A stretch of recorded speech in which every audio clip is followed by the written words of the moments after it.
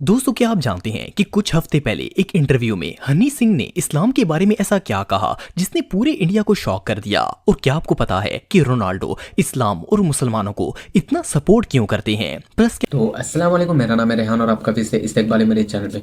बहुत से ऐसे फेमस लोग होते हैं जो इस्लाम को पसंद करते हैं, इस्लाम के बारे में कुछ भी बातें करते हैं जो कि बहुत अच्छी होती है। उसी के बारे में आज हम पता करेंगे कि कौन से सेलिब्रिटीज़ लोग हैं जो इस्लाम के बारे में बात करते हैं और उनको इस्लाम पसंद है। वीडियो हिट धरती हुई की वीडियो के ओरिजिनल लिंक मैं आपको डिस्क्रिप्शन में दे दूंगा।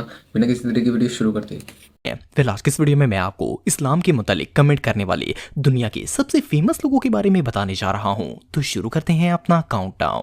हनी सिंह। दोस्तों, यो हनी सिंह इंडिया के एक बहुत ही फेमस पंजाबी रैपर और सिंगर हैं। इनके गाने ना सिर्फ इंडिया और पाकिस्तान बल्कि पूरी दुनिया में सुने जाते हैं। वैसे तो हनी सिंह एक सिख फैमिली से ताल्लुक रखते हैं, लेकिन क्या हो अगर मैं आपसे कहूं कि ये बंदा अल्लाह और इस्लाम के मुतालिक बहुत ही पुख्ता अकायद रखता है। वेल, कुछ हफ्ते पहले इन्होंने एक टीवी शो में इंटरव्यू के दौरान अल्लाह के वजूद और सफात के बारे में ऐसे अकायद बयान किए जिन्हें सुनकर कोई भी शौक हो जाएगा। इनका कहना था कि इस्लाम से इनका पहली दफा तारुफ उस वक्त हुआ जब ये पंजाब में रहते थे। ये इस दीन को लेकर इम्प्रेस तो पहले ही थे, लेकिन जब ये सिंगिंग की दुनिया में फेमस होने लगे तो इनका लगाव इस्लाम से कम होता चला गया। लेकिन पिछले कुछ अरसे से ये फिर से इस्लाम के बहुत नजदीक आ गए हैं। आप बिलीव नहीं करेंगे कि इन्होंने भरे मजबे में कहा कि वो एक जात पर यकीन रखते हैं। I believe there is God.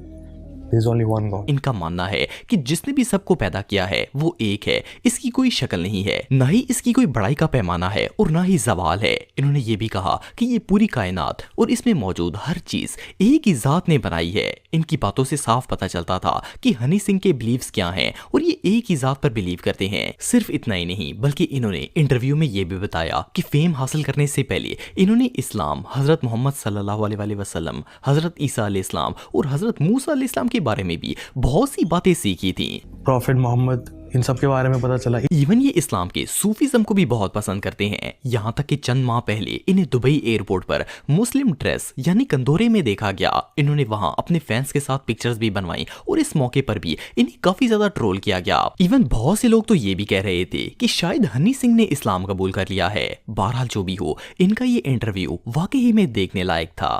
तो जब पंजाब में शिफ्ट हुआ तो मेरी इंट्रोडक्शन हुई इस्लाम से। तो इस्लाम के बारे में नॉलेज ली। मूसा अलैहिस्सलाम, प्रॉफिट मोसेस सल्लल्लाहु अलैहि वसल्लम, प्रॉफिट मोहम्मद, इन सब के बारे में पता चला। ईसा अलैहिस्सलाम का रोल कुरान में क्या है, इस्लाम में क्या है।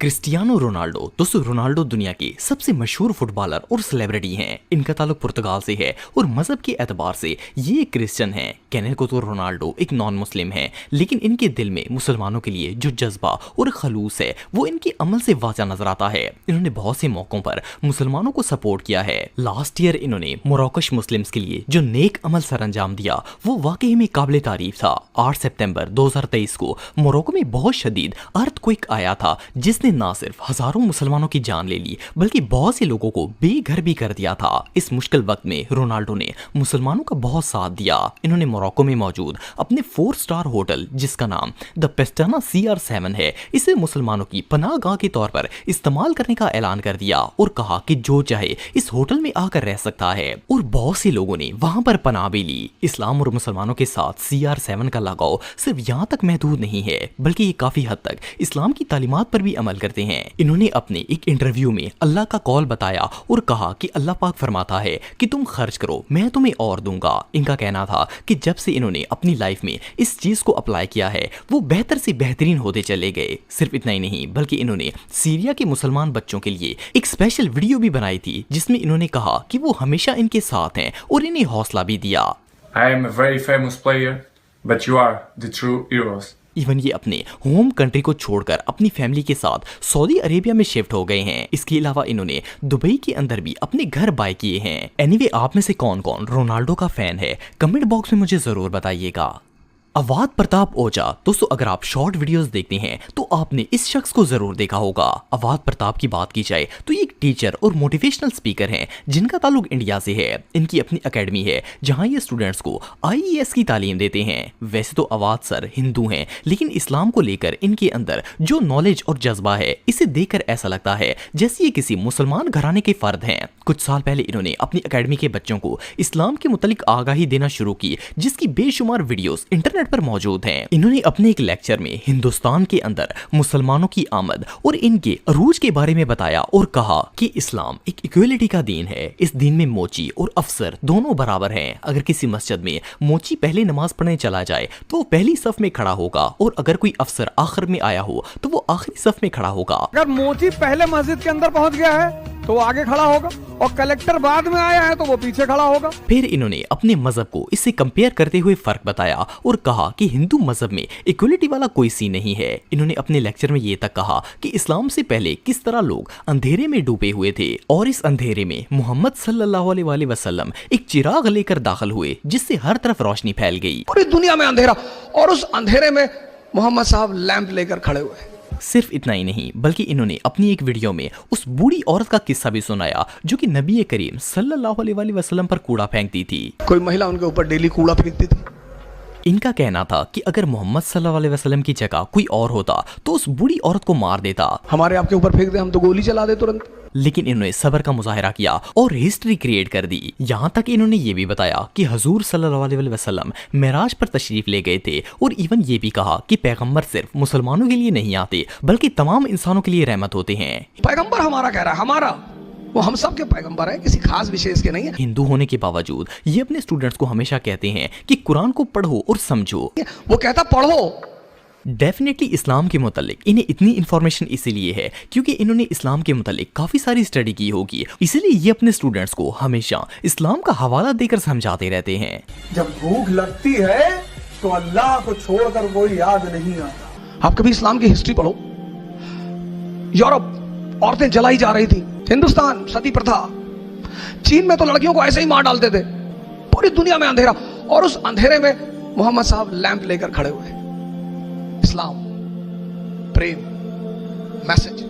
कोलियो दोस्तों, कोलियो अमेरिका के एक फेमस रैप स्टार और सॉन्ग राइटर थे। ये 1963 में पैदा हुए और मजहब के एतबार से ये क्रिश्चियन फैमिली से बिलोंग करते थे, लेकिन कहीं ना कहीं इनका दिल इस्लाम से जुड़ा हुआ था। इसका सबूत इस बात से मिलता है कि एक दफा इनसे इंटरव्यू के दौरान इस्लाम के मुतालिक सवाल किया गया तो इन्होंने इसका इतना खूबसूरत जवाब दिया कि इसे सुनकर कोई भी दंग रह जाएगा। इन्होंने कहा कि वैसे तो लोग अपनी सोच के हिसाब से किसी भी बात का कोई भी मतलब निकाल सकते हैं, लेकिन अगर आप मुझसे इस्लाम के मुतालिक पूछते हैं तो इस्लाम मोहब्बत का दीन है और कुरान का मतलब हिकमत वाली किताब है। तमाम पैगंबर अल्लाह की रहमत थे, लेकिन इंसान शुरू से ही ऐसा करता चला रहा है कि वो चीजों को अपने हिसाब से करना चाहता है, इसलिए कोई इस हकीकत को समझना ही नहीं चाहता। Make it mean what they want it to mean, but in all actuality, if you want to know the truth, Islam means love.